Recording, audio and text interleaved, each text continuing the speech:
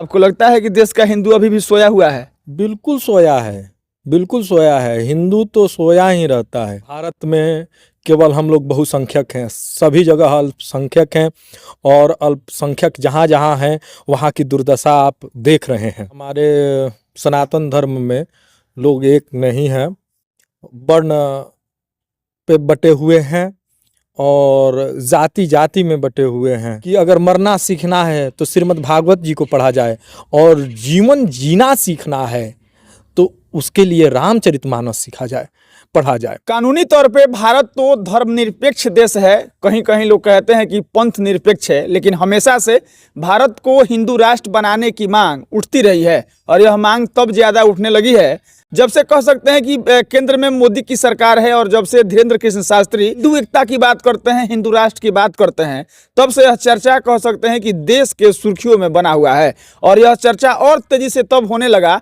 जब सनातन हिंदू एकता पदयात्रा बाबा बागेश्वर वाले यानी कि पंडित धीरेन्द्र कृष्ण शास्त्री ने निकाला। उसके बाद से तमाम मठों पर रहने वाले महंत, तमाम तरह के साधु संत उनके समर्थन में आने लगे और कहने लगे कि सच में बाबा बागेश्वर वाले जिस पदयात्रा पर चल रहे हैं और जो अपनी मांग रख रहे हैं वह वाकई में सत्य है। आपको बता दें कि इस मुद्दे पर बहस में जुड़ने के लिए हमारे साथ बरौली प्रेमनगर आश्रम के महंत हैं स्वामी निजानंद जी महाराज हमारे साथ मौजूद हैं।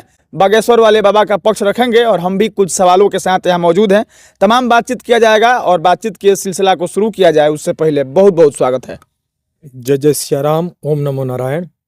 चलिए अब सवाल पहला शुरू होगा। जब पदयात्रा आप देखे ही होंगे, पदयात्रा में बाबा कह रहे हैं कि सनातन हिंदू एकता पदयात्रा, सनातन में हिंदुओं में एकता नहीं है क्या?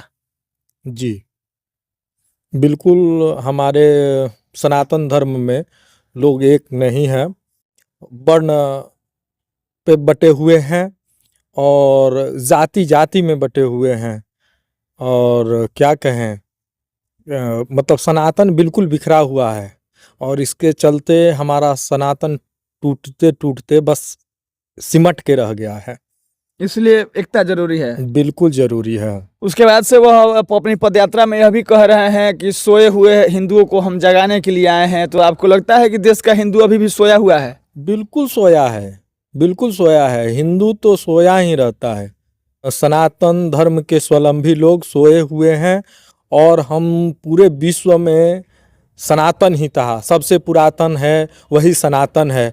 और आज सिमट करके भारत में केवल हम लोग बहुसंख्यक हैं, सभी जगह अल्पसंख्यक हैं, और अल्पसंख्यक जहाँ जहाँ हैं वहाँ की दुर्दशा आप देख रहे हैं। बहुत पहले की बात है, लग रहा है कि 2006-07 की बात है। दास किसी कार्य के सिलसिला में, उस समय मैं बच्चा था, गृहस्थ भी था, तो विद्यार्थी जीवन थी, तो मैं एक जगह गया था घूमने के वास्ते। नाचना है पोखरण, जहाँ पर परमाणु परीक्षण हुआ है, वहाँ कुछ लोग पाकिस्तान से हिंदू लोग आए थे, उनको थाना में पकड़ के ले आया गया था। फौज के भी लोग थे और थाना प्रभारी भी वहाँ के थे। तो वो लोग रो रहे थे, वो लोग अपना व्यथा सुना रहे थे कि हमारे यहाँ 14 साल 13 साल की बच्चियों को उठा लिया जाता है, और किसी किसी को मुस्लिम बना करके विवाह कर लिया जाता है ज़बरदस्ती, और किसी किसी को ला करके छोड़ भी देते हैं। अब बताइए, जिस हिंदू की घर की बेटियां उठ करके कहीं चली जाएं और फिर ला दिया जाए, उस घर के गार्जियनों पर, उन हिंदुओं पर क्या गुजरता होगा।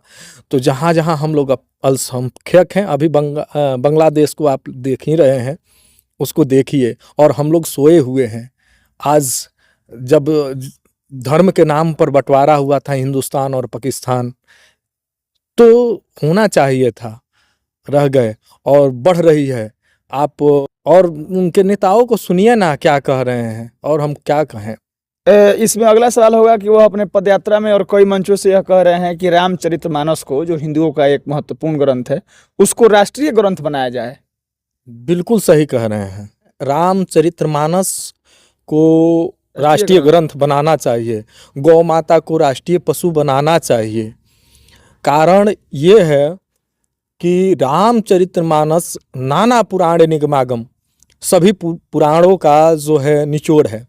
और हमारे सदगुरुदेव भगवान मैथिली रमण शरण जी महाराज, लक्ष्मण किलाधीश जी महाराज कहते हैं कि बार बार कहते हैं, हमने सुना है कि अगर मरना सीखना है तो श्रीमद् भागवत जी को पढ़ा जाए, और जीवन जीना सीखना है तो उसके लिए रामचरितमानस सीखा जाए, पढ़ा जाए।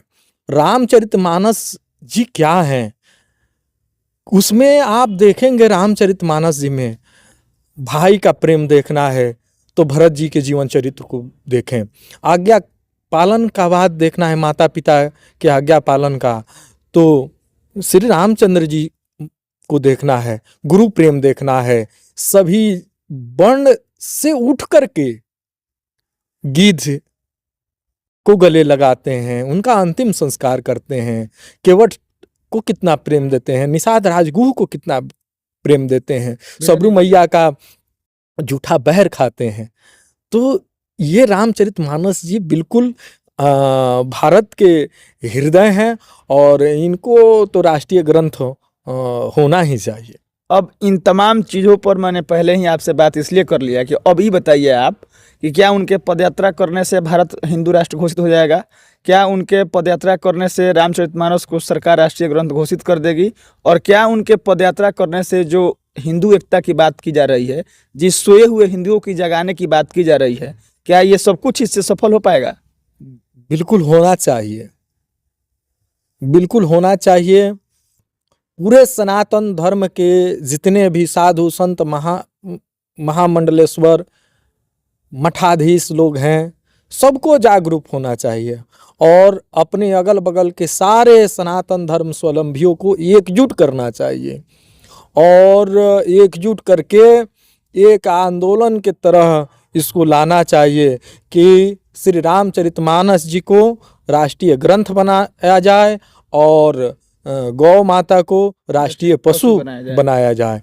ये भी नहीं छूटना चाहिए, साथ में भी होना चाहिए एकदम। अब सवाल ये है, मतलब कि जिस हिंदू राष्ट्र की बात बाबा बागेश्वर वाले कर रहे हैं, आप भी समर्थन में खड़े हैं, कई उनके समर्थन में लोग खड़े हुए हैं। जी। तो आप लोगों के हिंदू राष्ट्र का प्रारूप क्या है? मतलब ऐसा नहीं लग रहा है कि हिंदू राष्ट्र बन जाने से जो अन्य धर्म के लोग हैं उनका क्या होगा? फिर उनका क्या होगा? आप ये नहीं सोच रहे हैं कि सनातन धर्म के लोगों के साथ क्या हो रहा है? ये नहीं देख रहे हैं। सनातन सिमट करके कितना मुट्ठी भर रह गए हम लोग, और आने वाले भविष्य में आप देखिएगा कि कश्मीरी पंडित लोग भगाए गए ना। आज क्या दशा है उन लोगों का। और समय आने दीजिए, अगर हिंदू नहीं जगाना, इनका प्रयास अगर असफल हुआ तो हम लोग कोई सनातनी नहीं बचेगा। सब लोग मिशनरी और उसके मुसलमानों के चक्कर में आके सब लोग मुसलमान बनना है, सबको जबरन बनाया जाएगा, जबरदस्ती।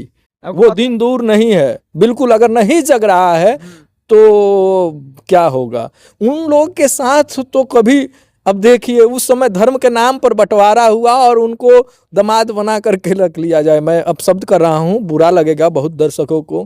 क्यों रखा गया? क्यों रखा उन्हें?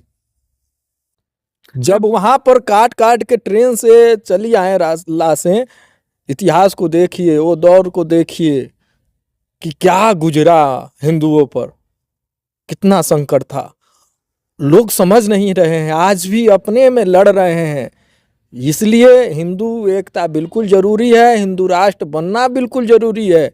और ये विश्व गुरु है ना, मुझे लगता है कि अगर हिंदू भारत का जग गया ना, सनातन अगर भारत में सिरोमोर हो गया ना, तो पूरे देश, पूरे विश्व में सनातन का पताका फिर लहराएगा। आपको पता है, किसी अन्य देश में जाने के बाद भारत देश का उदाहरण दिया जाता है।